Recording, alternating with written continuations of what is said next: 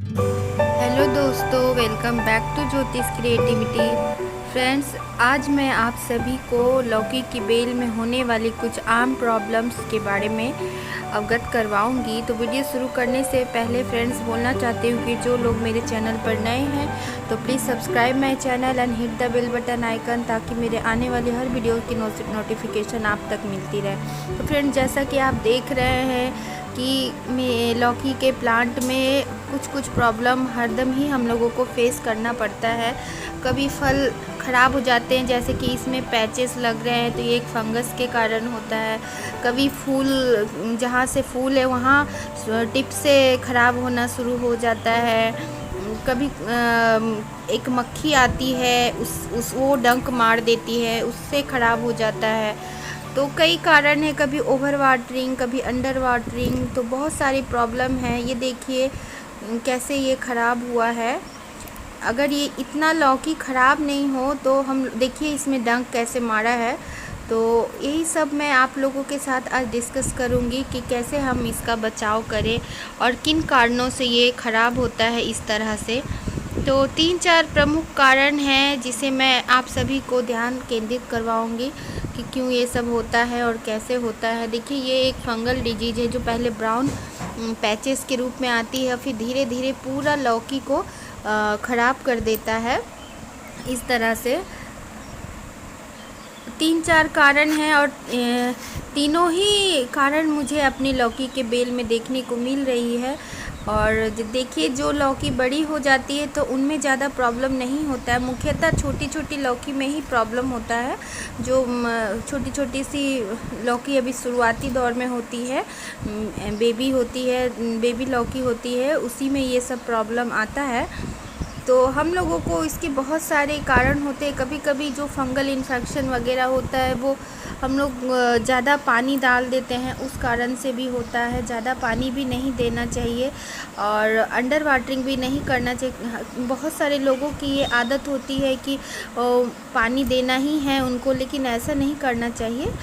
देखिए, ये एक मक्खी एक होती है फ्रूट फ्लाई, उसने डंक मारा है, देखिए कैसे छेद है, और वही फिर उसमें अंडे दे देती है और लार्वा उसमें फिर पनपने लगते हैं और इस तरह लौकी अंदर ही अंदर पूरा सड़ जाता है। देख रहे हैं आप सब कैसे लौकी में डंक मारा हुआ है।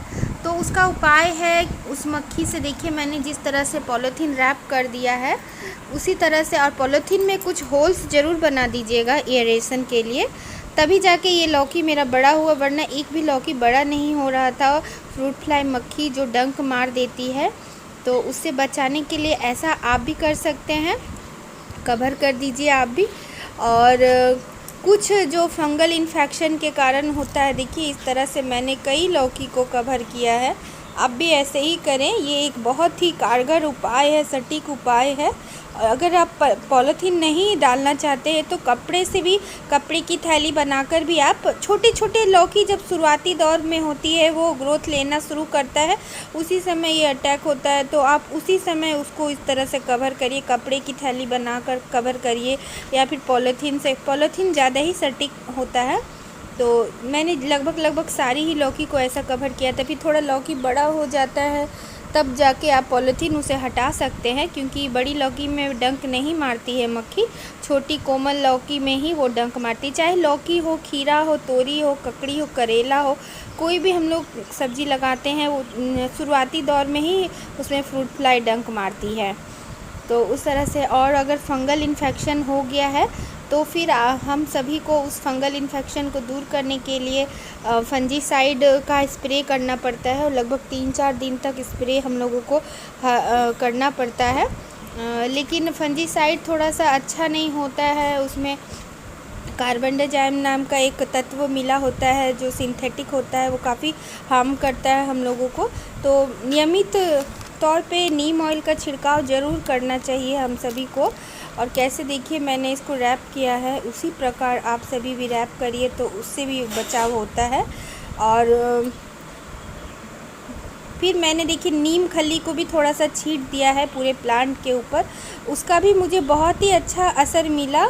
लेकिन नीम खली थोड़ा सा महंगा होता है। देखिए नीम खली मैंने पूरे प्लांट पर जितना संभव हो पाया मैंने, यहाँ तक कि मैंने हिबिस्कस के ऊपर भी नीम खली को अप्लाई किया है। ऊपर ऊपर से डालकर, तो उसका भी रिज़ल्ट अच्छा मिला है। लेकिन सबसे अच्छा नीम ऑयल ही होता है, ऑर्गेनिक तरीका है, उसका भी बहुत ही बेनिफिट मिलता है। नियमित अंतराल पर नीम ऑयल का ज़रूर ही छिड़काव करिए।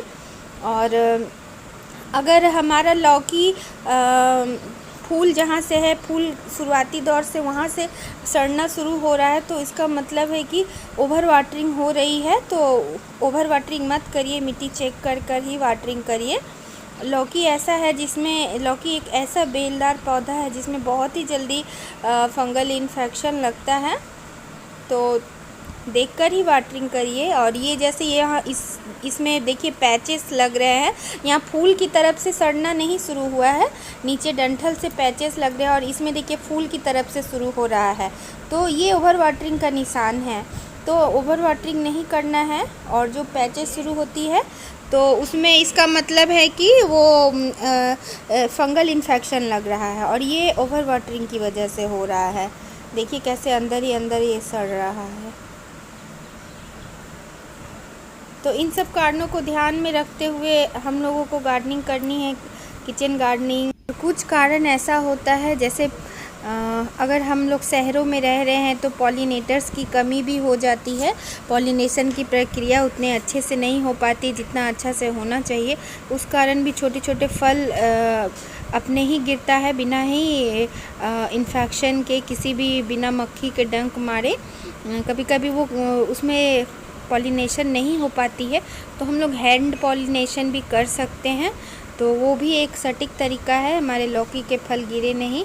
और मेरे यहाँ अभी थोड़ी पॉलिनेटर्स की कमी है, तो मैं लगभग जितने भी लौकी आप लोगों को दिख रहा है वो हैंड पॉलिनेशन करने के बाद ही हुआ। तो मैं दिखा रही हूँ आप लोगों को कि हम लोग खुद से कैसे पॉलिनेशन कर सकते हैं। तो ये देखिए, ये मेल फ्लावर है, इसमें कोई भी छोटी सी लौकी नहीं दिखेगी आपको। और जो फीमेल फ्लावर होती है, देखिए इसके डंठल में कोई भी लौकी नहीं लगा हुआ है, और फीमेल फ्लावर में नीचे थोड़ा लौकी लगा हुआ रहता है, तो उससे आप पहचान सकते हैं। जैसा कि इसमें देखिए लौकी लगी हुई है, तो ये फीमेल फ्लावर है। तो मेल फ्लावर को हम लोगों को ले लेना है और उसके चारों तरफ की पंखुड़ी को हटा दीजिए अच्छे से, ताकि उसके पॉलिन ग्रेन अच्छे से हम लोग उसमें फीमेल फ्लावर में डाल सके। ये पत्ते निकाल देना है, और फिर जो बीच का मेल फ्लावर का भाग होता है जहाँ पॉलन ग्रेन है, वो फीमेल फ्लावर के ऊपर ऐसे छिड़क देना है, जैसा कि मैंने आपको दिखाया। और मुझसे अच्छे से सूट नहीं हो पाया, मैं किसी और वीडियो में कभी शेयर कर दूंगी अलग से कि हैंड पॉलिनेशन कैसे करते हैं। बस वो फीमेल फ्लावर के बीच में उसको झाड़ देना है, जो मेल फ्लावर का बीच का भाग होता है। तो इस तरह से सारे हैंड पॉलिनेशन करके ही मैंने इतनी लौकी प्राप्त की, जो भी हम लोगों हार्वेस्ट किए हैं। तो ये देखिए हार्वेस्टिंग हो रही है लौकी की, तो बड़ा ही खुशी लगता है।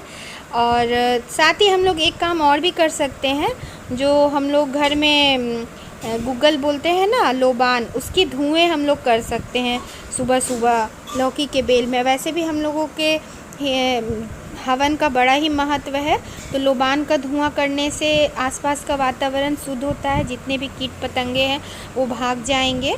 और इस तरह से आप खूब सारा ख्याल रखिए। और नीम ऑयल का स्प्रे जब फ्लावरिंग शुरू हो जाए हमारे प्लांट में, तो नीम ऑयल का ज़रूर ही हफ्ता में एक वीक में ज़रूर ही छिड़काव कर देना चाहिए हम सभी को। तो इस तरह से आप केयर करिए अपने लौकी के पौधे को। तो मैं भी इसी तरह से अभी केयर कर रही हूँ। अब क्या कर सकते हैं, कीट पतंगे तो आते ही रहते हैं, लेकिन अपने प्लांट को तो हम लोगों को बचाना है और केयर करना है। और घर के ऑर्गेनिक सब्जियों का तो अलग ही महत्व है। बाज़ार का पेस्टिसाइड मैं यूज़ नहीं करती हूँ साग सब्जियों पर, घर के ही होममेड या नीम ऑयल वगैरह मैंने बनाने की आप लोगों को विधि बताई है, उसकी लिंक मैं डिस्क्रिप्शन बॉक्स में आई बटन में भी दे दूँगी। तो इस तरह से आप सभी अपने अपने केयर, साथ ही समय समय पर हम लोगों को वर्मी कंपोस्ट और सीवीड एक्सट्रैक्ट भी देना है, और जाइम वगैरह हम लोगों को मिट्टी में मिला देना है हल्की हल्की गुड़ाई करके। और नीम खली का भी प्रयोग बीच बीच में करते रहिएगा, मिट्टी में मिक्स करते रहिएगा। इस प्रकार से फंगल इन्फेक्शन वगैरह तो दूर होंगे ही।